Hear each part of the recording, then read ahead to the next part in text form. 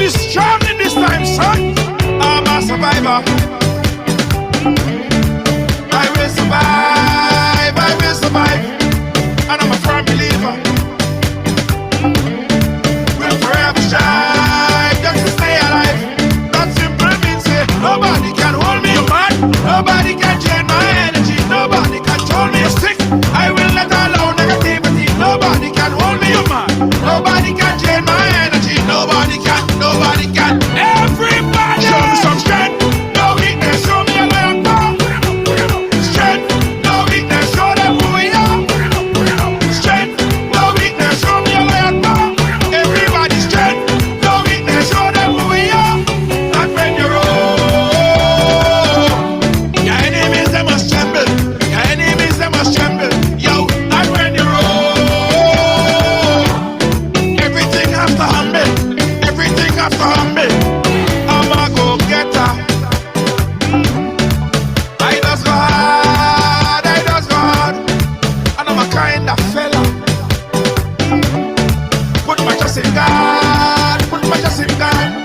That simple means say, nobody can hold me, man. Nobody can drain my energy. Nobody can control me sick. I will not allow negativity. Nobody can hold me, man. Nobody can drain my energy. Nobody can, nobody can. Yo, just show me some strength. No weakness, show me a lion power. Strength, no weakness, show them who we are. Strength, no weakness, show me a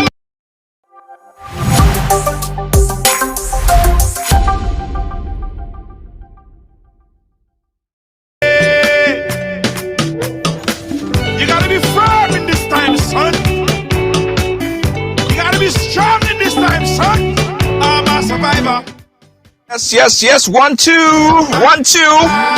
Right along. Welcome to the ride. Welcome to Thursday.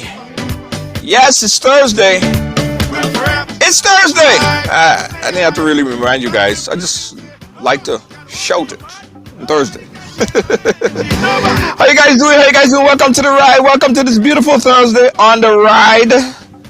Let me check out all the comments. I'm not seeing any comments as yet. I don't know what's happening, but I ain't seeing no comments as yet. Anyway, guys, as you're coming, go ahead and share the program. Put it on a page and say, I share. I'm going to check the comments on my phone because it's not coming up on my timeline on the program. That's going to fix.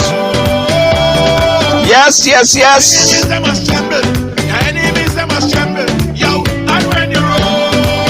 I gotta see who's first. I gotta see who came in first. I'm a go-getter. I does go hard, I does go hard.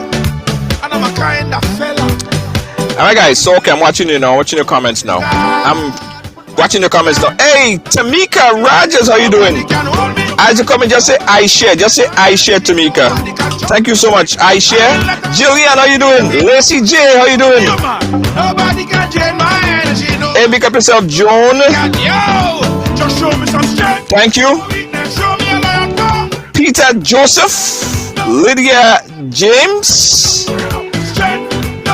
Yes, yes. Keep it going, keep it going. Guys, today we have Mr. V. Nazim Burke, who is going to be joining us and giving us some insight from an economical perspective. What's happening right now? It's going to be a very important discussion, and also a discussion that I want you guys to participate in, because on Thursday normally is venting Thursday. I want you guys to call and talk about what's on your mind, what's frustrating you, what is eating you, what is getting under your craw, right? So included in the venting Thursday, we have V. Nazim Burke on the program, who is going to give us some insights and some information. So everybody share up the thing. Everybody share up the program, and let's get ready to start. Okay? All right, Tamika? Is the video sticking? All right, guys. Give me a thumbs up if you could hear me and see me properly. Everybody, just give me a thumbs up if you could hear me and see me properly. Before we start, I want to make sure that everybody could hear me and see me properly. time, son. I'm a survivor. Yeah, if you can hear me and see me properly, give me a thumbs up. Give me a thumbs up. I will Or survive. press the heart or something. I'm a firm believer. We'll forever strive just to stay alive. That simple means say nobody can hold me apart. Nobody can change my energy. Nobody Yeah. hold me apart. All right. Nobody can change my energy. Nobody can Aisha, Glenda, how you doing? Joan, I see you. So, yeah, Lydia, everything is good? show me a lion. Eulene, thank you so much. Veronica, everything is good? Show them Yeah, all right, okay. Good to go, good to go. Now, let me tell you, in the past couple days, I must say that we have been, again, we go through this like every single year, right? And I don't know why us, but it just happens. We have been going through this problem with Facebook, where sometimes the platform get demonetized, sometimes the platform get shadow block, meaning that the syndication don't go out to everybody. It's a continuous battle that we go through with Facebook on a daily basis. I'm telling you guys, it's a struggle. Almost every week is a new issue. I will let all of Right? negativity. Nobody can hold me apart. All right. Can change my energy. Nobody can. Nobody. Right. So that's why it's important when you see the notification, probably your friend who normally on the program didn't get the notification or will get the notification late. So that's why it's important that everyone share the program and invite their friend that they didn't see on the program, because that's what we are faced with. That's how it goes now. They must tremble All right. when you're old. Okay. All right. I guess everyone is hearing. Tamika, you hearing? Lacey J hearing. Everybody is hearing. Everything sounds good. Everybody's ready to go. All right. So, guys, we're not going to waste any more time, because I think it's important that we have this conversation. Now, my next guest, Nazim Burke, is a politician and a former opposition leader from the island of island of Carriacou. He was he's from Carriacou. He was born in Bel Air, Carriacou, as Victor Gordon Burke. Change it to Victor Nazim Burke. He held a bachelor's degree in economics and at the Concordian University in Canada, and a master's degree of economics from the University of Windsor, 1985, with special emphasis on international development. In addition, he holds a bachelor's degree in law. He's a lawyer. He's currently a practicing lawyer. He was the opposition leader for a number of years there in Grenada. He was the Minister of Finance.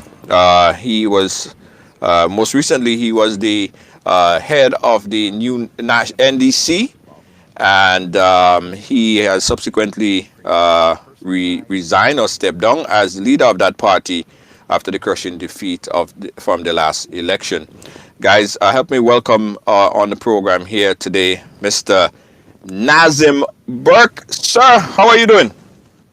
Very good, thank you. And let me say a pleasant good afternoon to all of your viewers and listeners, wherever they are, whatever part of the world, whatever time of day. We want to say thank you for having me, and it's a pleasure to be here. Thank you so much. Thank you so much, sir. A lot to talk about, but I think we really need to go back a little bit, and as we do on the program, we give all our guests an opportunity we get to learn about the guests a little bit. We know you as the leader of the party for quite a number of years, opposition leader, the Minister of Finance for quite a number of years, but a lot of people don't know Nazim Burke. A lot of people don't even know you were from Carriacou. Tell us about all you're bringing in Carriacou. Well, let me start, Junior, by doing what is right first, and that is to extend my very sincere condolences to all of the people who have lost loved ones during this particular pandemic. As you know, it has been a very difficult journey, not just for Grenadians, but across the globe. And initially, when the struggle broke in New York, it was a very difficult time for us just listening in, as we heard some of the relatives and friends that we knew succumbed to the virus. We ourselves here in Grenada are having the same experience now, as you know. And so we want to say to those who have lost loved ones in and out of Grenada, wherever you are, our deepest sympathies. We must also extend our empathy to those persons who have um, fallen ill to the virus, still alive, hope, thankfully, but suffered the virus, and thankfully many have recovered. Those who are still struggling to recover, we want to wish them all the best and a speedy and safe recovery. We must also say thank you to all of the persons who have been making it possible for us to continue going. I speak here of the health workers, the doctors, the nurses, the frontline professionals, the police officers, transportation people, volunteers, wherever they are, all of the people who understand and appreciate the magnitude of the problem that we are facing and are doing their best to contribute in some way. So I want to take the opportunity, first of all, to say that. As far as I'm concerned, I think, if I may say so, you have already said everything that can be said about me. Um, I'm from Bel Air, Karakum boy, Bel Air boy, as we say. Um, you knew a little bit about my education and my background, and I've been here trying to help Grenada and serve in many different ways and capacities. Yeah. Why politics though? Why politics? A man that you have a wealth of education, you very you did so much in your life. Why politics in Grenada initially? Um, if you have a vision for a country, of the kind of country that you want to see, you will then try to think about the policies and programs and measures that must be undertaken in the country in order to make it happen. So you have a vision, you want to realize that vision, you want to see it implemented. Um, it will not be implemented simply by you telling other people what to do if they're not listening to you, if they don't agree with you, if they cannot see the wisdom in what you're saying, if they can't see the value in what you're saying. What winning an election does is that it puts at the disposal of the political party that wins the election the machinery of the state and the resources of the state so that they can use it to implement their program. So what you really need is an opportunity to make good on a program you have for the country. The problem is not everyone has a vision for the country, and even though they have a vision, not everyone pursues the vision in the interest of the citizens of the nation. So for me, it is about trying to ensure that our country achieves more. I think that even though we're a very small country, we can pack a punch way above our weight. Grenada has some natural attributes that must be the envy of most other countries of the world. I've traveled quite extensively, and I can tell you, this is one of the most beautiful places on earth. And just the raw natural attributes that we have, if we can find the right leadership to mobilize the potential of the nation, we can make wonders across the globe. So I'm in politics because I would like to help Grenada to realize its fullest potential. During the years as the opposition leader, before that, let's talk about during your time as Minister of Finance. You presided, I believe, one time over the first, was it the first $1 billion budget? Yes. Correct me if I'm wrong, but you presided over many budgets in Grenada.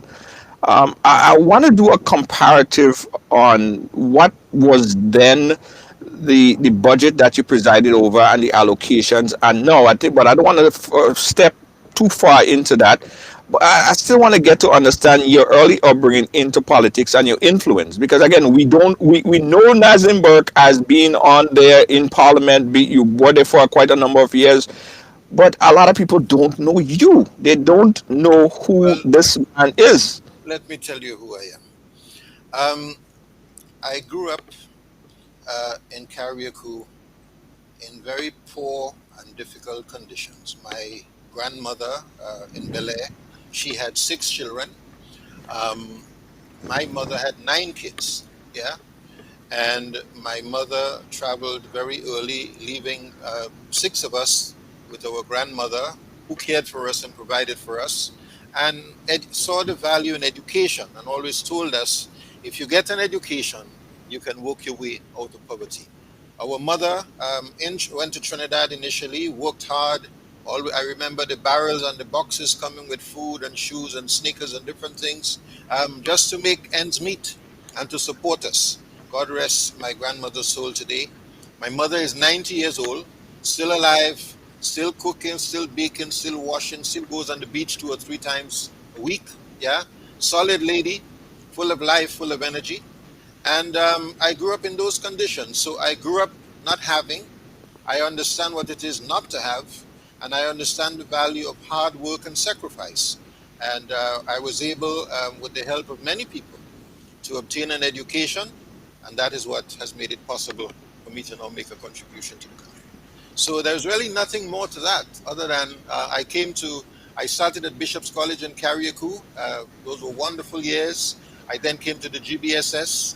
Those were wonderful years. And then I traveled to Canada where I studied economics and law. And I practiced law in Canada for 11 years before I returned to Grenada. Um, that's it. What were your political aspiration that brought you to the NDC? What was it about that organization that you grab felt that you need to gravitate, and the ideas? What was it about that political party? Well, first of all, let me say I was associated with the New Jewel movement and the revolution as a young boy. So the value system that um, permeated the political order of the day and the revolution is the value system I identified with. As a young person growing up in the late 60s and early 70s, I shared all the values of the Black Power movement, of the anti-imperialist struggle, the national independence struggles. Those were the ideas on which I grew up. And so, I see value in self reliance. I see value in independence for our country, genuine economic and political independence. I see value in national pride, national integrity. I see value in self reliance. I see value in honesty in government and sincerity in government, transparency in government, accountability to those who elect you. Those are the value systems that I identify with. And I believe that there is no doubt in my mind, in fact, that the National Democratic Congress, of the two major political parties in Grenada, at the time that I returned here, the National Democratic Congress clearly had those values that I was able to best identify with. Right, right. I see everyone throwing questions. They want to talk about your political vision for the next election, and all of it we're gonna get to. But I just think that it was necessary that we have this kind of get to know you, Mr. Burke. All right, let's move straight ahead, Mr. Burke. As finance minister, you get to, of course, you get to, first of all, you understand the running of the country, economically of the country. What is the most difficult thing being the person who is responsible for the finances that comes in and out of the country, that manage that sector as a finance minister? The greatest challenge is always revenue generation. Yeah. You have a million things that you have to get done. Everybody has the demands. Salaries is one thing. Not only to pay bills, the salary, buy supplies for the vehicles, buy um, stationery for the stores, buy all of the day-to-day things that you have to buy for the government to run, and pay salaries. You also have to be thinking about how are we going to find money to invest, long-term investments that will create jobs, um, that will increase productivity and output in the country so that Right. government's revenues can increase. This is a big challenge because you have all these expenses, and the question is, where do you get the monies from in order to meet these obligations? Of course, it's like anything else. It's like budgeting for managing your home. You have a limited salary or a limited income, and you have a lot of expenses. And the question is, how do you ensure that you can either increase your income or manage your expenses in such a way that you do not follow into the deep end. Right. And how do you like a country like Grenada? How do you minimize the amount of monies that we borrow and maximize on the income that is produced within the country to keep the country going? In other words, how do you maintain a low overhead to maximize profit? It's a very difficult challenge because you see, Grenada is a very small country, very small economy. The economy is, we had a strong base in agriculture in the past, in the 60s and 70s. Grenada has shifted away from agriculture and the related industries and moved very heavily into tourism, into citizenship by investment, and other types of economic activity that are largely dependent on what's happening in the United States and some of the metropolitan countries of the world. So when things go bad in those countries, when they experience economic shocks, we also experience terrible economic shocks. Grenada today, for example, is the most dependent tourism economy in the entire Caribbean. 58%, 58% tourism dependency. More And than Jamaica? More than more Jamaica? than Jamaica, more than Jamaica, believe it or not. Yeah, Jamaica, I think, is only about 44%. But remember, Jamaica produces a lot of and exports a lot of fruits, vegetables, culture, music, songs. Jamaica exports a lot of other things that we do not export. Yeah, we basically depend on the tourism, we depend on the CBI, and these are not things that you can really depend on in that way because they are seasonal in nature. And when basically between October and April, things are good. The cruise ships are here and all of that. So those who are dependent on it, the tourist vendors, the tour operators, and all of the persons, the hotels and the restaurants, all of who depend, the taxi drivers and other persons who depend on it, they're fine between October and April. But after that, things get really difficult, you see. The point I'm making here is with the limited sources of economic activity, the government's revenues, which it must obtain from either taxing or borrowing, yeah, the government's revenues are constrained in that way. And because of the limited revenues, in order to meet the needs of the government and to engage in any kind of capital program, the government finds itself having to borrow large sums of money from private lenders at very high rates of interest.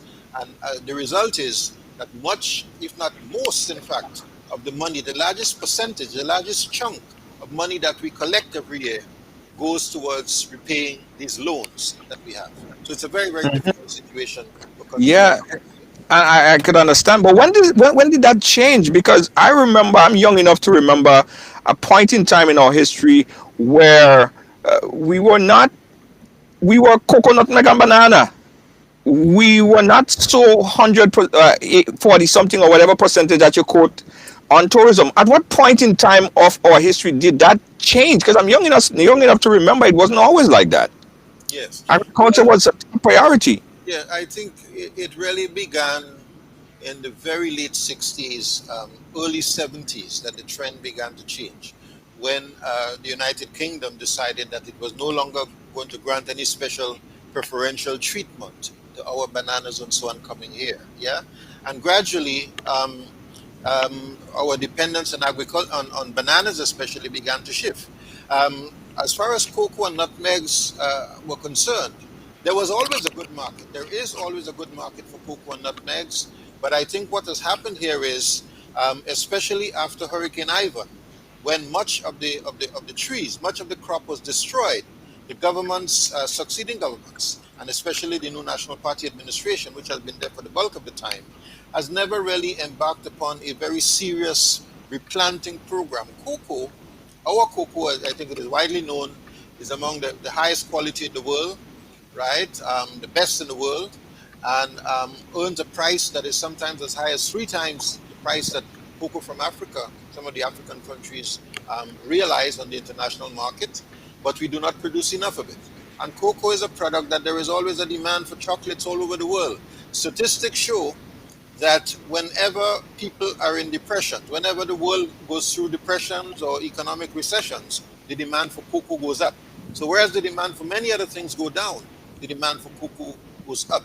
And because the price is good, if we can consciously work at improving, expanding our cocoa production, this will provide some good, solid economic base and the related industries that come from it, including Right. chocolates.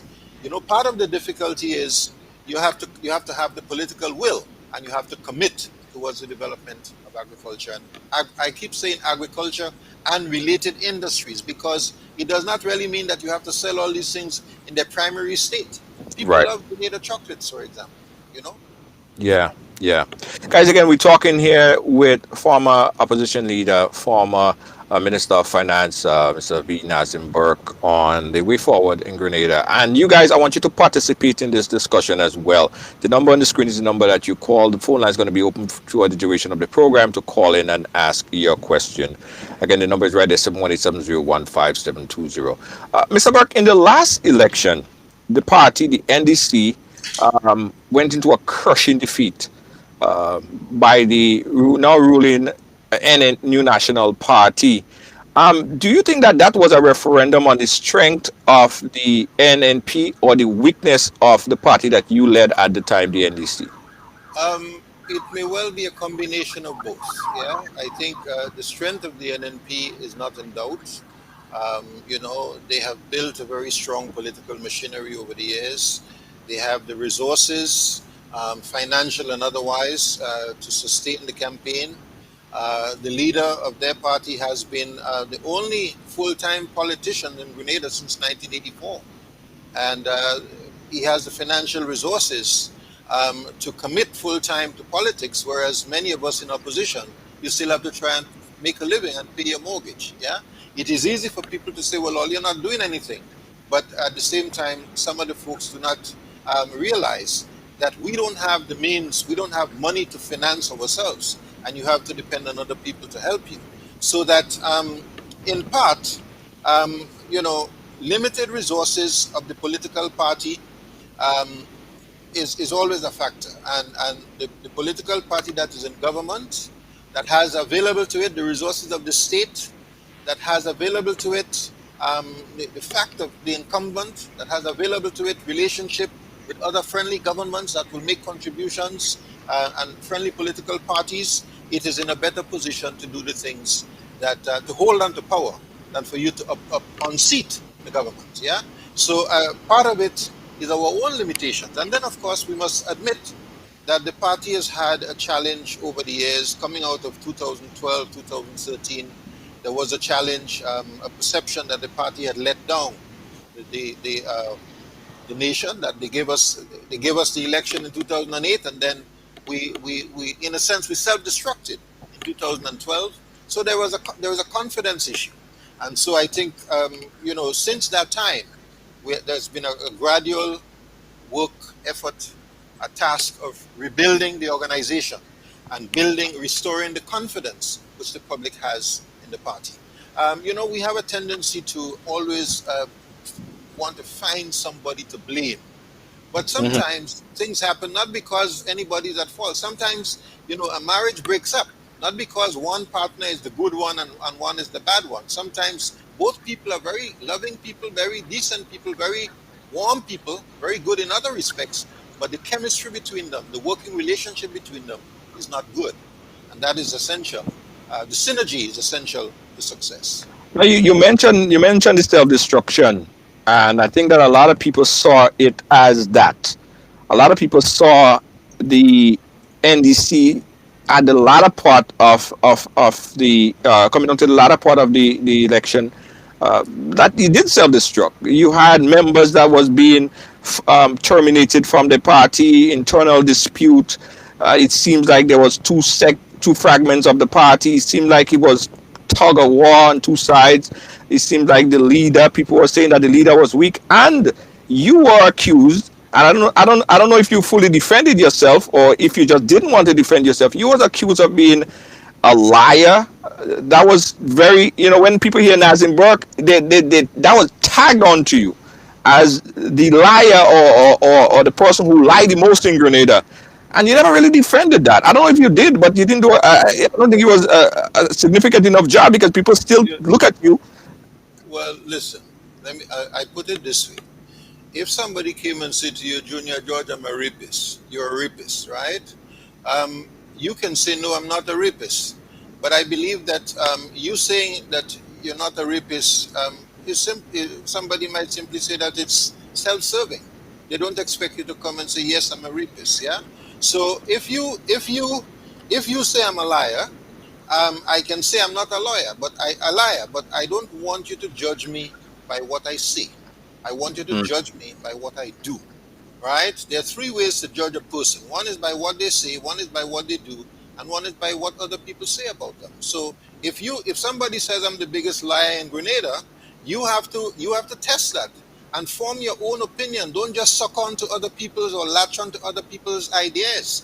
I mean, one of the things that we have to encourage our citizens is to think for themselves. Thinking is difficult. People don't like the discipline of stopping to think. It is easy to say, well, I hear that, and I hear this, and she say that, and so on. If I'm a liar, it will be proven over time. But didn't that stuck? Didn't that affected you? Well, Because that's politics. I think in some aspect, the other party is trying to pin whatever negative and bad on the other side, and yeah, hopefully it stick. right. But you see, the other side of it is this: our citizens must not see politics as a game in which we try to paint something nasty and hope it sticks on another person. If that is what politics is, Junior, I don't want to be any part of that. I'm not interested in that, right? So you can say whatever you want and call me whatever you want. I'm not interested in that. I'm not going to spend my time calling you nasty names. I'm not interested in that, period. Yeah?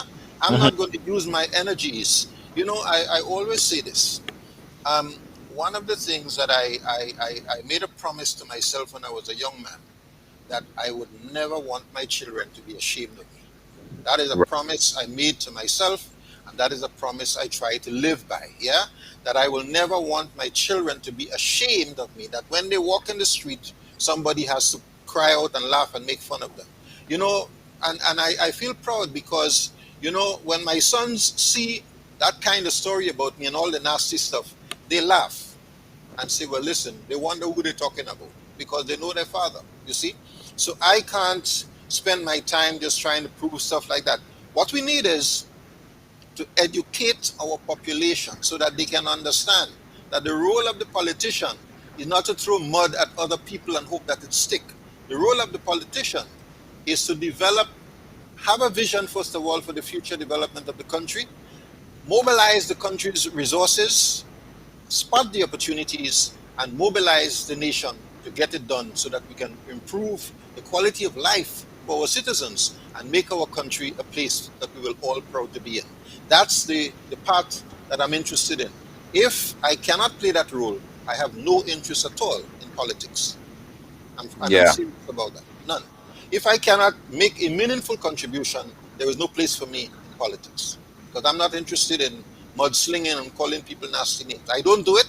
If you look at my history in politics, you would realize I do not spend my time calling people nasty names. That's not my role. So if Right. if if you find some benefit or some gratification in that, then you do that. But I'm not going to engage in that kind of stuff. Right. And a lot of people, and I mean, you're getting a lot of reviews for that. You are a person, portray yourself as a person who is, um, agenda oriented. You focus on the big picture, while you are being labeled and chastised as such. Did that dismantle you as a leadership? And do you think that all of this mudslinging that came to the party dismantled you and the party that led to the crushing defeat in the last election? I am sure it played a role, but one of the reasons, there are many people who still say to me, "You should not have stepped back," and I said, "No, it's important for me to step back." Some of my colleagues were discouraging me from stepping back. I said, "No, I will step back and allow the party the opportunity to find somebody else. If you can find somebody else who will do a better job, then let that person become the leader. I will step back also to allow the Grenadian population the Grenadian people an opportunity to reflect, re-examine, observe, and make a determination that Nazim Book is really not Grenada's problem.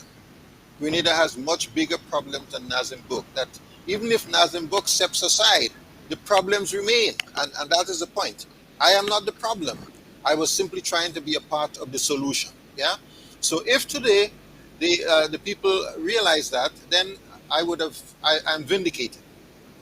So I would Mhm. not focus on the crushing defeat. I'll focus on the fact that people are realizing that although Nazim Burke is gone, although we crushed him, as they say, and he's gone, Grenada's problems remain, and Grenada remains in a mess. Not because of Nazim Burke, but because of what is going on today.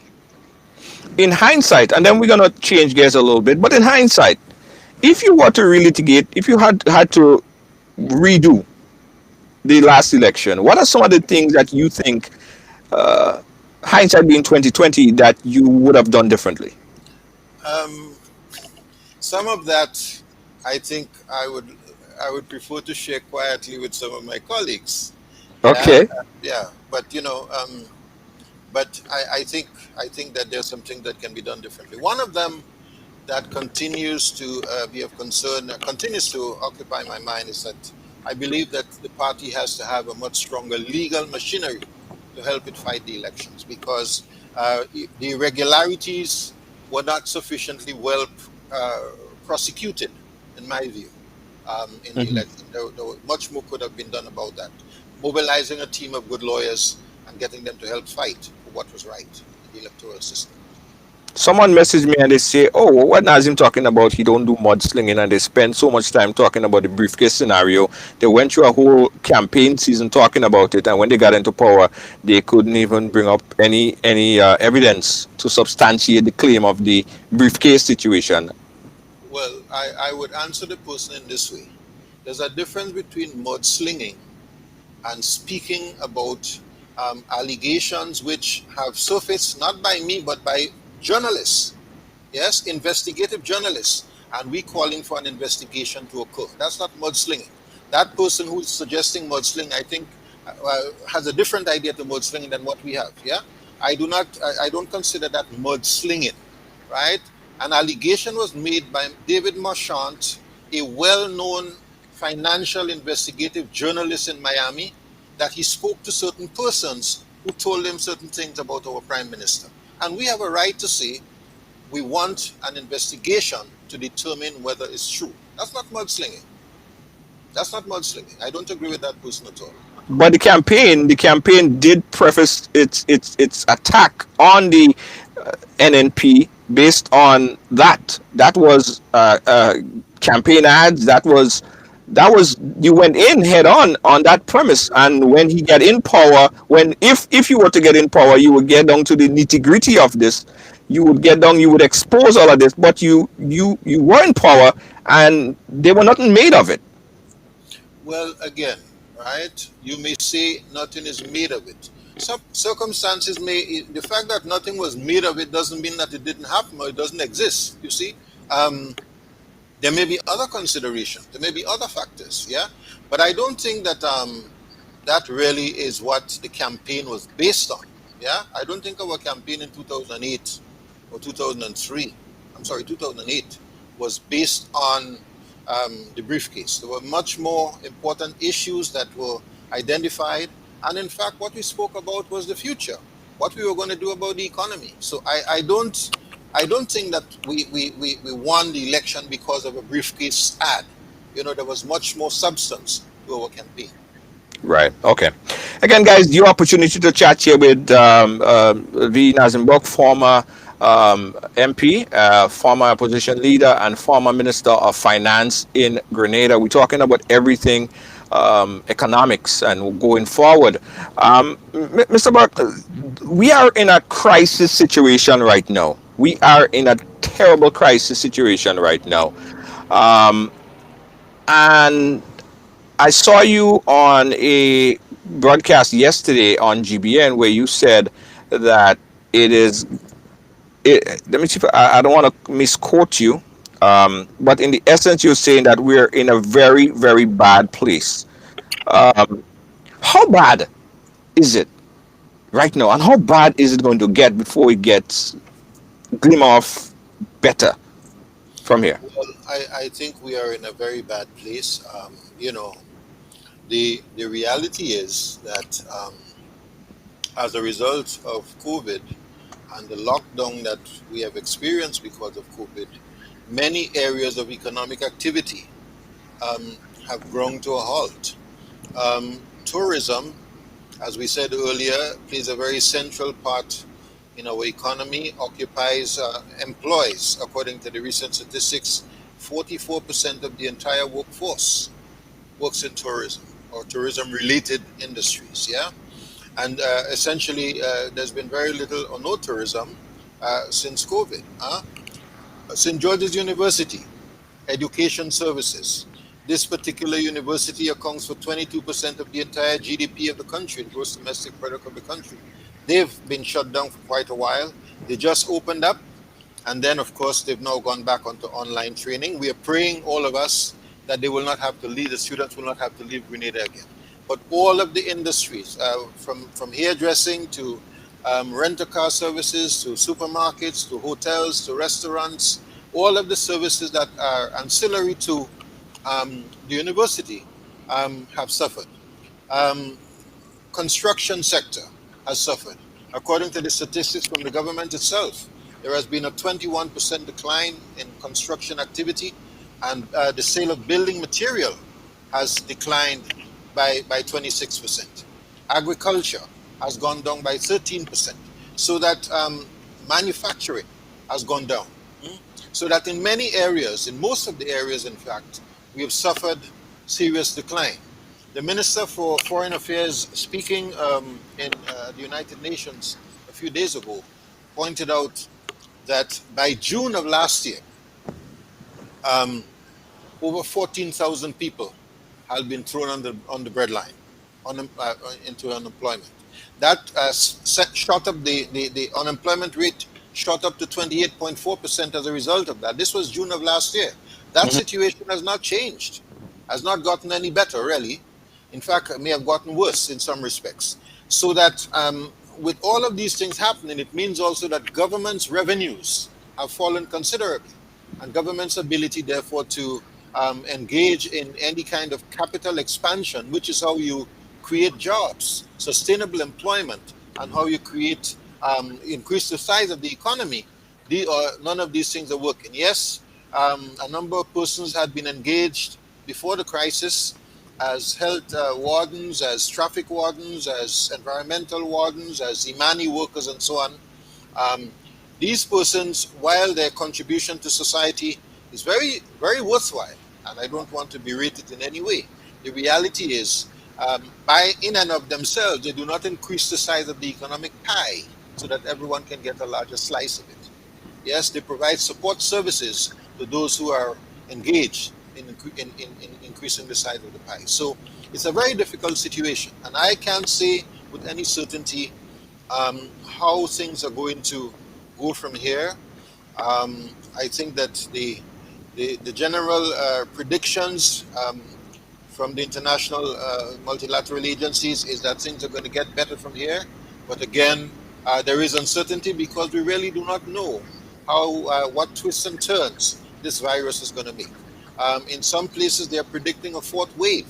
This is the truly the first wave that Grenada is having, and we were fortunate, perhaps, that we are one of the few countries in the world that experienced the first wave after the vaccine became available.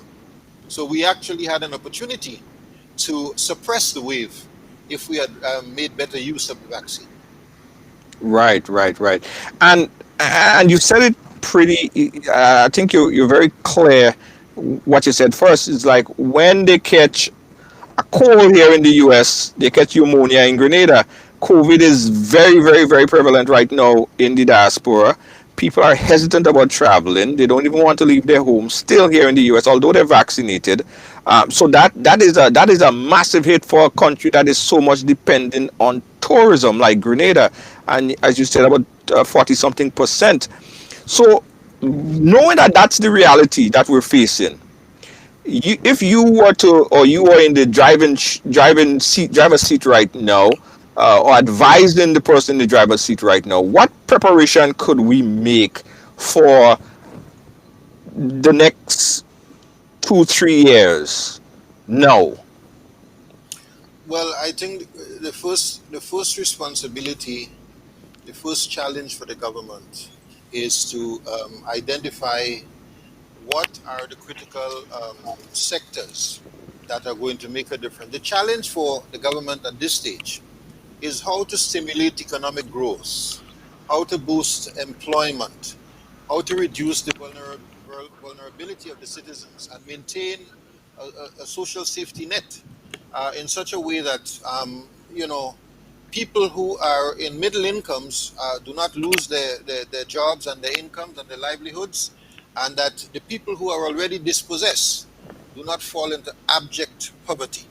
And we must do so in a way that is sustainable, in a way that is that does not at the same time destroy ourselves. Yes, and the question for us, I think, as a government, as a people, is which are the priority sectors for us? Where should we focus our attention?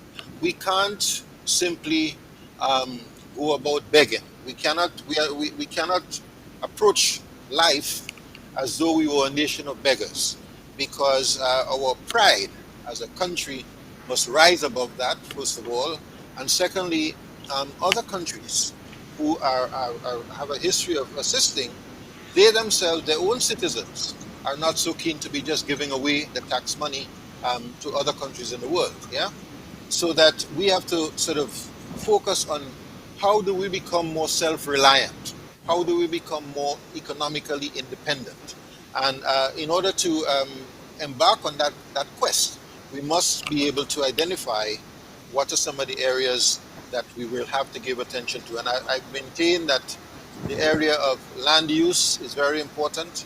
The area of the use of our oceans is very important. The area of increasing our food supply, our food security, our nutrition security is very important. These are not things that you can do without. These are necessities, and we must take advantage of the opportunities that present themselves in the ocean, in our marine space. We must take advantage and make better use of our lands and agriculture, because we can develop some of the agriculture related industries. I spoke about cocoa earlier on. Nutmeg will fall into number 10 in the world from being the second in the world in production. Much can be done there. Um, I believe also, Junior, apart from agriculture and promoting agriculture, making use of our wetlands, our seas, and so on, and replenishing our fish stock. Apart from the areas of marine life, I believe also that um, these things will create employment. They will not only create food and income security, they will create employment, and they will increase the size of the national economy, which is what you want to do. But apart from this area, I also believe that government has to look very seriously at our infrastructure and our built environment. This is an area too that has potential to grow, that has potential to increase the size of our economic potential, and has the potential to create long-term sustainable jobs. Our roads are in a state of total disrepair, Hmm. generally speaking. Many are in need of repair. The poor condition of the roads increase the risk of accidents, and we're having a lot of those. It has a negative impact on the condition of our vehicles, which in turn increases our imports of spare parts, our imports of motor vehicle accessories, generally speaking. So we are importing things because of the condition of our roads, and every time we import, we have to find foreign exchange to do it. Better development of our road network will open up many other roads for us. I'm thinking that there are many roads in Grenada today that, if they were open, not only will they reduce pollution, but they will take the pressure off some of the main roads. They will avoid congestion, and at the same time, they will provide better access to farmlands and to other activities. But Um, I get this, I hear it. It sounds real nice, right? Sounds real nice. But I wanna narrow it down to the person that's watching right now, who have a small business, who have a nail salon, who have a hair salon, little, a micro enterprise that's starting up a business. What could they be expect? Like, where are they right now? What should they be doing right now? They can't pay their rent. They just need something. What advice do you have for them, for Okay. that person, this industry right now? The only thing you can do right now is that the government has to provide some short-term support. There is really no other way. You see, the answer is not to say, well, okay, I can't pay my bill, therefore open up and spread the virus. Yeah, you can't do that, because if you spread the virus, your place will be closed for a much longer time, not for the next month. It is better for the government to say, listen, as difficult as it is, we will find the money to pay you for a month, for the next month that you have to close. Yeah, Right. because we believe that if you close for the next month, it minimizes the risk of worsening the community spread and increasing the risk of death. We are facing a dangerous situation. Many people have died, as you know. Many people are hospitalized. Grenada has experienced the fastest infection rate per capita of any country in the world. Yeah, in the last 45 days or so, and we just cannot afford to have that go on. So the government has to contain it, and in order to do that, it might mean, excuse me, providing some short-term support. So are you for or against a total shutdown with government providing funding, or are you against, or are you for or against a total shutdown? Where you stand on At that? this stage, I don't think what is needed is a total shutdown. I felt that 3 weeks ago, 4 weeks ago, I felt it should have been done. I believe that, it was important to break that cycle once the numbers began to spike. But the government said no to that. And the result is that, you know, we had some really big numbers as a result. Um, I would have done it differently. But of course, this is not a time to, we don't know. This is not a time to simply be pointing fingers and blaming people. Yeah. But I would probably have, a month ago, once I saw this thing was rising, I would have shut down the country for 2 weeks. You can't feed oxygen to a fire. You can't feed oxygen to a fire.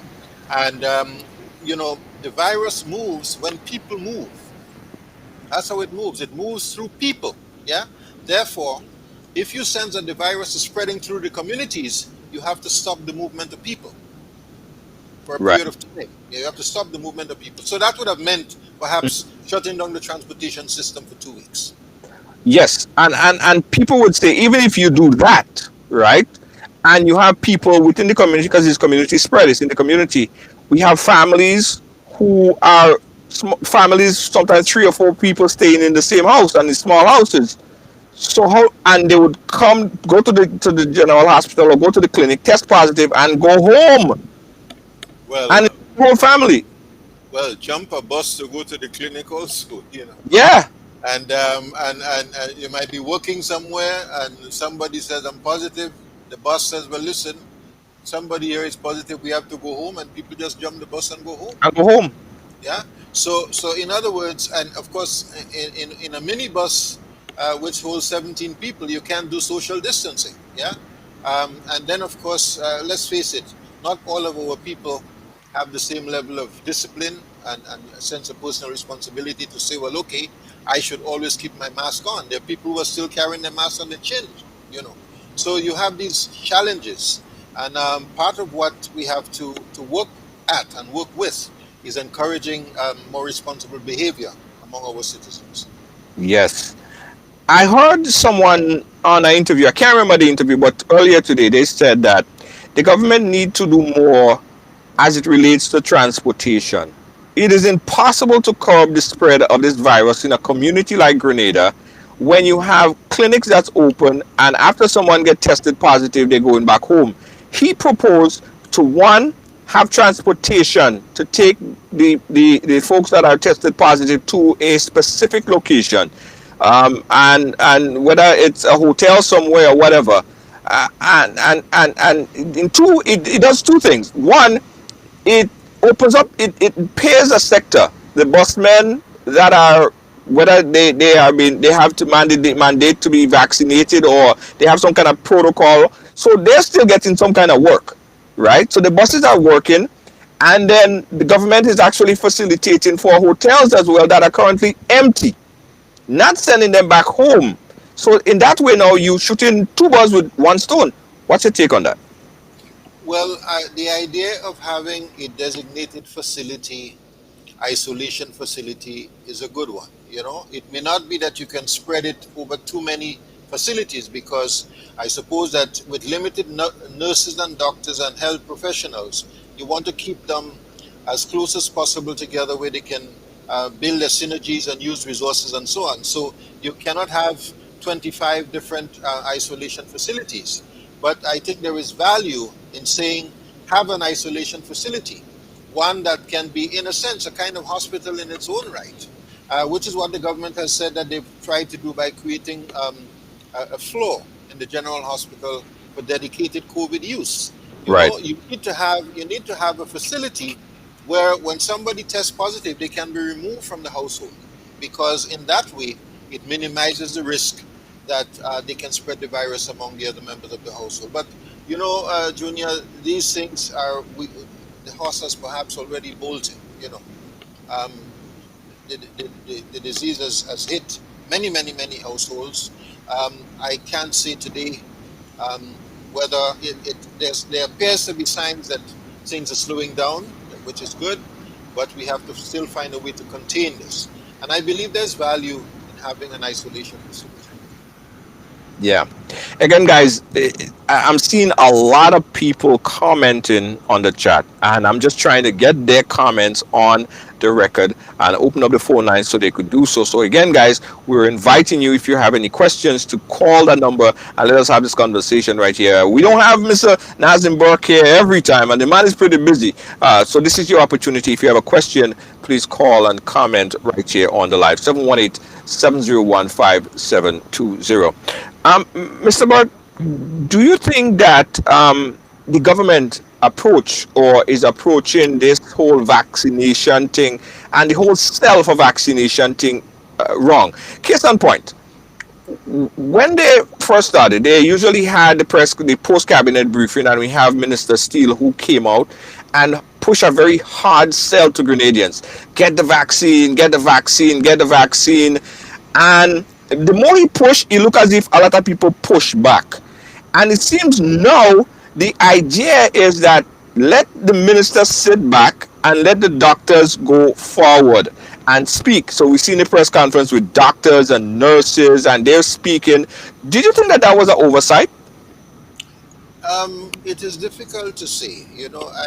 As I said earlier on, when you in the heat of battle, you make the decisions which you think are the best. I don't know if I can call it an oversight. Initially, um, when the virus broke, I think people wanted to hear from the government, and they wanted to hear from the chief medical officer and so on. And to my mind, in those early days, I think they did a very good job keeping things under control. But a number of missteps were made. I'm not saying that they were not, but overall, we were able to keep things pretty much intact. Yeah. But as time went on, strategies changed, and I think some mistakes were made. But having said all of that, um, I think it is good to hear from the doctors. I believe it is good to hear from the doctors. I watch the press conferences, and I believe that the doctors are reaching the citizens. The numbers seem to be going up. I'm not sure whether it's because the doctors are saying it, or whether it's because of the deaths that we have incurred, the hospitalization, the number of infections, or a combination of all these factors. Yeah, but it is easy to say. Hindsight is always 2020 vision. I'm not looking for excuses for anyone. I'm just saying that there are times when you have to leave the situation to the doctors, and there are times when the policymakers have to be heard. There are times when the prime minister has to step forward and speak to the nation. In crises, people want to hear their leaders. That's why people wanted to hear when 911 happened in New York. People wanted to hear what George Bush had to say. People want to hear their leaders and look, they cling on to the words of their leaders in national crises. And that's why it's important to say the right things and for the right people to be heard at the right moment. Yeah. Um, what's your take on the vaccine? I haven't seen you speaking for or against it. I don't know if you're vaccinated. That's a personal choice if you want to tell us that or not. But what's your take on the vaccine? Well, I am vaccinated, fully vaccinated. I've been fully vaccinated since the beginning of May, I think. So it's been quite some time. Um, and I have been speaking whenever I do find an opportunity. I've been speaking and encouraging people to take the vaccine. I don't do a lot of public speaking, but whenever I do and I get the opportunity, I say so because based on all that I have seen and heard, um, the incidence of death and hospitalization, the incidence of severe illnesses seem to be far greater among people who have not been vaccinated. And if the numbers are right and the science is suggesting that, then it would make sense to take the vaccine. So, my view is that I would encourage those who have not taken it to take it so that they can minimize the risk of severe illness and death. All right, as we on air right now, I just got a clip just came into uh, our broadcast center of an accident, bad accident in Wester Hall. I'm unsure if there's any deaths as a result, but what we're seeing is a major accident, motorbike accident. A few uh, persons on the ground, bloodied. Seems like a motorbike slammed into a car, a van of some sort. We're gonna have more information on that coming to you briefly, but that just came into our desk right here. Accident, a major accident in uh,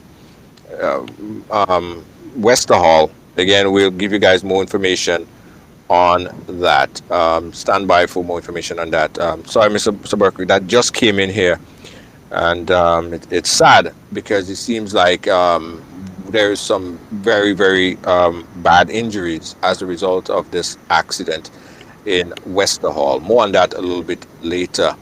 Um, do you support? We're still talking about the vaccine. Do you support mandating vaccination? Well, not really. I don't support mandating vaccination, but I believe that with the right leadership, people will take the vaccine. Yeah, and so I support encouraging the vaccine, and I support speaking up, letting people recognize it. Don't shy away from saying that, encouraging people to take it. So I wouldn't suggest that it be forced on the population by way of a mandate or a mandatory situation, but I would strongly encourage, and I strongly encourage people to take it. Yes, yes, absolutely. The idea, and especially in the New York area here, what has been happening is that we see that even to go to a gym or to go and dine, it's mandated. You have to have your vaccine card to do that.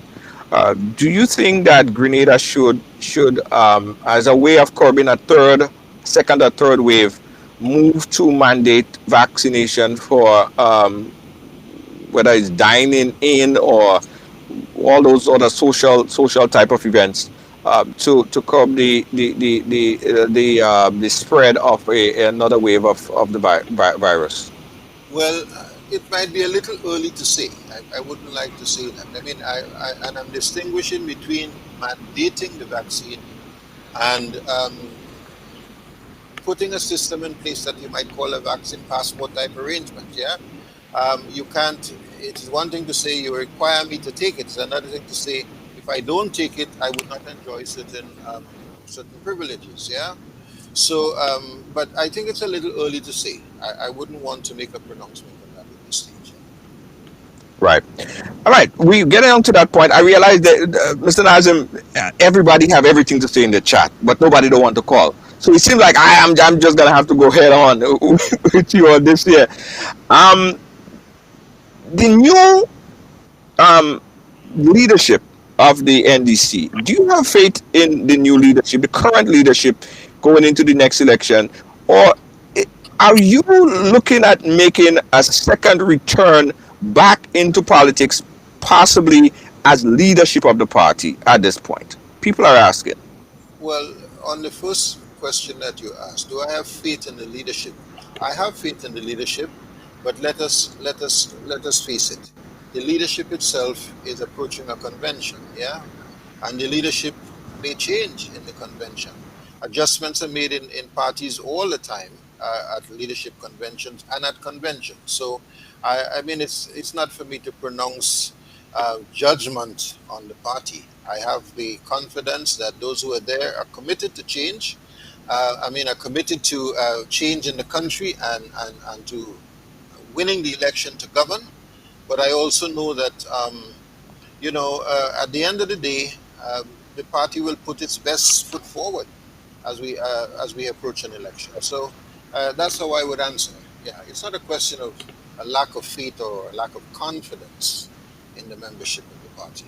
That's the party. That's my party, and that's the party I've always identified with since I came back to Grenada. Yeah. And are you thinking about throwing your shoes back into the race? Well, the answer is you ask me, am I planning it? Am I thinking it? People have been saying I'm not planning anything. To be honest with you, I'm not planning anything. Right? I have said to people before, I love Grenada. I have served Grenada. I will continue to serve Grenada, and I will do what the nation requires of me at different stages. I am not here, as I said before. I'm not about to push myself on anybody. I'm not at my stage and age. I don't feel as though I have to have it or else. I'm not at that. I'm not in that place at all. No. Uh, Do you think that you might come to that time or that Well, stage, I or don't know. The party will probably decide that. I are you don't. still part of the party or you resign from the party? What's your No, position? no, What's your no. position? I'm a member of the party. I'm a member of the party. Yeah. Okay, okay, all right, all right. Yeah, people been asking. People, you've been visible within the past couple days, and people say, "Oh, that's Nazim." Well, it is interesting. You see, now somebody says, well, he's visible. You see, raising the head again because he wants leadership, right? Now, 2 nights ago, I got a call from the public relations officer. She was distraught. She says, listen, we have somebody going on Tuesday morning. Look, they called me. This is about 5:45 on Monday night, saying we don't have anybody to go on the program. We don't want to leave it blank because GBN will say that they're giving us the spot and we're not using it and so on. Can you please go? Yeah. Right, I was hesitant, frankly, but then I went. Yeah. I went on the program Tuesday. I did not call you and ask you to be on your program. You called me this of morning course, and say, "Can you please appear?" Yeah. So I I am not trying to promote myself. Yeah. If I get a call and somebody says, "Can you kindly give us an interview?" I will say yes if it's possible. I will say no if it's not possible. If you had called me this morning, I would have to say no because I was in court and doing my work. Yeah. If you right. called me this afternoon, I said, okay, I will try to see if I can make it. Yeah. We So appreciate. I think it is fair. It is only right that we give it a fair interpretation. I am not. I've been asked to do something, and I oblige. Yeah. Yeah, yeah. I mean, listen, the reason why we called you, I guess it was a spring off from the last interview because I saw you made some comments on that. I think it was necessary that we speak about it here, and you obliged. You came on, and I appreciate that. To share your wide scope of information to us on this matter, folks are looking at and saying, "Well, look, there's parties emerging. We have a resurgence of the GULP, and then we have TGM, who is making a lot of noise. Are you also looking at, if not NDC, possibly somebody else? Is that in your purview at any point? Looking at them, meaning what? That if Look, I was running a have they political approached you? party, Not you looking at them. Have they approached you? you mean TGM Yes. with what in mind? Well, you are still a very No, dominant no, no, no, no, political no, Grenada. no, People have made that no, move. no. They've not approached me. But I think they also know that I've been the leader of the NDC. It would not sit right for me to join another political party today. It is I've been the leader of the NDC. It is better to stay away from politics completely than to appear to desert the party and join another political party. That's not necessary at my stage and Right. age. You know. And the opposition leader right now, Tobias Clement, is saying that in order to defeat the NNP, all these parties have to come together as a single force. Do you think that by breaking up and branching off and having all these sectors and segments is actually making the NDC stronger? Sorry, the NNP stronger and almost guaranteeing another victory in the next election? Well, I can't say that we are breaking up and splintering, and so the NDC remains the NDC. And I am quite sure that the party would not be averse to talking with others, and collaborating in the campaign and so on. It is not, um, we are, no man is an island, and we are not here. I don't think that the party leaders are thinking, well, we want it alone, or else. From what I've been able to determine, they are engaged in conversations with Tobias Clement and others. Let's see how we can unite the opposition forces to give ourselves the best chance of changing the government. That's been the narrative of the political leader, and I think that's where the NDC stands. Yeah, Mr. Burke, I just lost some kind of audio connection there. We're going to try to reconnect. Guys, we're talking here with Mr. Nazim Burke. Are you hearing me, Mr. Burke? Yes, I'm hearing you clearly. Okay, good, good, good. Yeah, all right. I'm hearing you back in my ear again. I just lost that audio there. Mr. Burke, listen, I say thank you for chatting with us and giving us your whole view on what we could possibly look forward to within the next couple of years or so. But one last question I have for you, sir. With all that you said, we're going in a terrible state. We're going in horrible times. Why would anybody, including the new parties that's coming up right now, want to be prime minister in a time like this? Well, that's the $1 million question.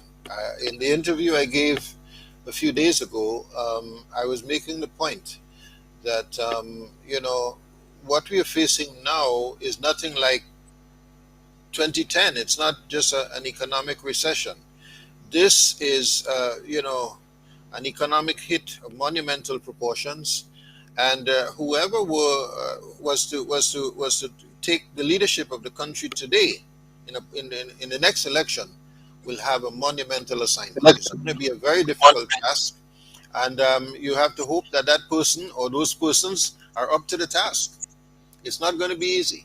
I'm not here to discourage. I'm just saying we have to put our shoulders to the wheel, because it's going to require us to marshal all of our best energies and efforts, and pull together all of our talent to get the most of our people. That's why I think the quality of leadership is going to be critical.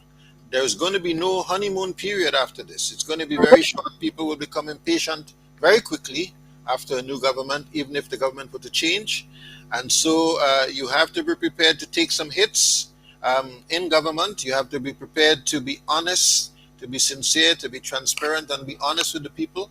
Don't give them false hopes and false expectations. Don't tell them that you're going to do things that you cannot do. Be frank, be honest, and let's try to do this as one team, trying to act together with the people being part of that team, so that they will know where the potholes are in the road. They will not be feeling bumps and you telling them the road is smooth. You have to prepare them for the challenges ahead, and that's why having the right leader is going to be important.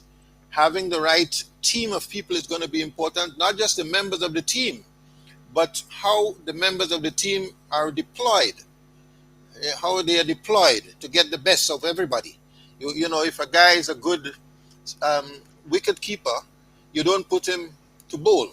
If a man does not feel well in the slips, you don't put him in first slips, knowing that he's going to drop the catches. And he should not get vexed because he wants to be in first slip, even though he knows he's not a good slip fielder. So you have to be able to deploy your team well to get the most out of every player on the team. Got you there. Thank you, Mr. Burke. I'm going to be watching you. I mean, everybody's going to be watching your next move and see if that means that possibly you make get or looking at being a part of leadership, back in the leadership of the NDC come next election. So we're going to be watching you, Mr. Nazim Burke. But thanks for coming on. We appreciate you so much. Any last words you want to leave with, Mr. Burke? Well, I would only say thank you very much for allowing me to share my thoughts, and I want to say to all of our people, we are facing a very difficult time, both here at home and in the metropole in New York. Times are hard and challenging. We all have to try to love each other, support each other, volunteer where we can, reach out where we can. Sometimes just a good word of encouragement or a word of advice is all that it may take. I was looking the other night at some of the people who suffered, cases of COVID, and they said sometimes just somebody to talk to was important. So let's continue the conversation. Let's continue to talk, encourage each other to do the right things, support each other. And I'm quite sure in the end, this dark day or this dark night will come to an end. Nothing lasts forever, and this too shall pass. Yes. Thank you so much, Mr. Burke. I will absolutely keep in touch, my brother. So keep in touch. Thank you. Thanks, Ken.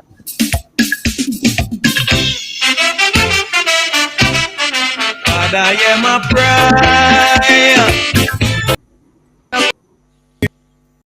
Yeah. Yes. Prayer. Sad. Guys, we just saw earlier an accident that happened in Wester Hall. Seems like severe injuries, motorbike accident involving multiple persons, injuries sustained. We don't know the extent of the injuries. I just saw a series of videos that just came into me on my inbox. It looks pretty bad. We're not aware of any deaths, but there's definitely some form of injuries happening in Wester Hall. We're going to post some more information on the page. We're getting calls as well from folks who are giving me information. I don't know how true the information are. We have someone that said that they were a family member, just contacted us to say that there was no deaths as yet as reported in the accident in Wester Hall. We cannot verify any information than the pictures and the video that we just saw coming in to our wire, but we'll keep you guys updated on what's happening there in Wester Hall. And also we gotta pray for the people who have just yesterday found out that they're COVID positive. And I just want to say that COVID-19 is not a death sentence. Because you are COVID-19 positive doesn't mean that you are going to succumb to COVID-19. I had COVID, and here I'm here today, right? A lot of people had COVID, and excuse me, and they're doing fine right now. That doesn't mean that you should go out there and figure that you want to expose yourself to COVID, because it's not a nice thing. There are people who had COVID, and up to now they still have effects of COVID. Some people have long COVID. Some people have memory loss. Some people have all sorts memory fog. All kind of extended effects of COVID-19. So you have to protect yourself. You have to protect your family. And I'll say it too, guys. I'll say it. I am fully vaccinated. Vaccination is a personal choice, right? Vaccination is a personal choice. But if I had to advise my family, which I did, I'll advise them to take all the precaution, including getting vaccinated against this dreaded COVID-19. There are a lot of things out there, a lot of information that would negate the statement I just made. If you are influenced by it and you feel that that is correct and credible information, I urge you to speak to your doctor, your medical practitioner, someone who can advise you from a medical point of view. Because there are a lot of people who spreading information, who have information, who claim that they have the information, and you don't know the source of that information. Where that information come out? Who sent it to them? Who created the information? So do your homework. Don't be scared because you saw a video that just came in and they say that this and that and what's going to happen. And you remember just the other day when COVID first hit, The first thing that people used to say that COVID don't attacking black people. That was the first thing people said, that that don't attacking black people. That was the first thing. People started to say that the conspiracy at that time was that it was 5G and birds was falling out of the sky. It was not COVID. Not COVID. It is 5G. Then they said, don't wear a mask, because mask take your carbon dioxide back into your body and people dying from mask. And there was all these conspiracy theories over something as simple as a mask, right? Times have changed. We got over that conspiracy theory. People don't even want to wear a mask. A simple face covering. Doctors wear masks for donkey years when they do the operation. Nurses wear masks every time you go in there. In fact, heck, listen, them Chinese and them, I used to see them in Manhattan way before COVID. 5-6 years before COVID, the Chinese and them used to wear masks. Like they knew something that we didn't know. But anyway, mask has been around. We got over that huddle. Now there is another battle right now. There is so many information out there about the vaccine and listen, all your information from credible source. Alright? Don't go inside of Sam Ash and ask for a roti. You know what I'm saying? You can't go inside of Sam Ash and ask him for a roti. Sam Ash don't make roti. Sam Ash don't even know how to make a roti. Yeah? So you can't get a mechanic to do masonry work. A carpenter can't fix your TV. Eh? If you want the information, go to a medical doctor, a nurse practitioner, someone who knows about this medical thing. That's what I'm saying. Anyway, we got to pray for our country. We got to pray for our country. Thank you, Mr. Burke, for coming on and chatting with us. And listen, we open up this platform for NNP, NDC, everybody, TGM, anybody to come and chat with us. And people said, oh, we have NNP, so Junior George is at NDC. Yeah, Junior George is at NDC because he talked to Nazim and he talked to this one. Let me tell you something. And this is also for the leaders out there, especially the NNP administration. I don't know why, or they don't want to come on the program. And this is the invite for the ministers of government, the prime minister, and other ministers of government.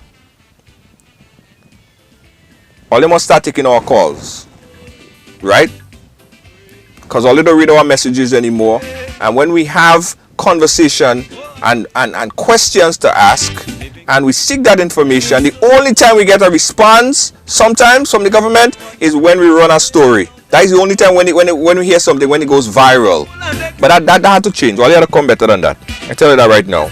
All you have to do better than that. All you have to do better than that.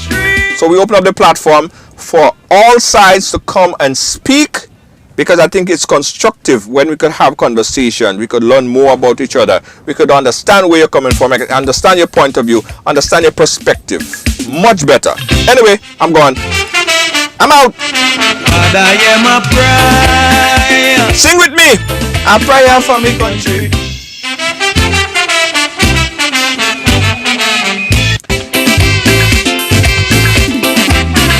I want to say a prayer for the Lord for my nation. I want to say a prayer for all them politicians. I want to beg the master to brighten their vision. Give them the inspiration to look beyond the horizon.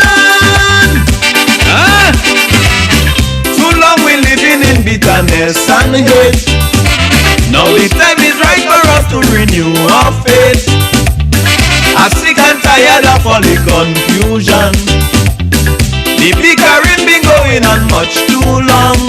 So as we move to the new century, Father, hear my plea. Hey, Father, I pray for the PM to find solution for we problems. Oh Father, I pray for every minister to see eye to eye with each other. Oh Father,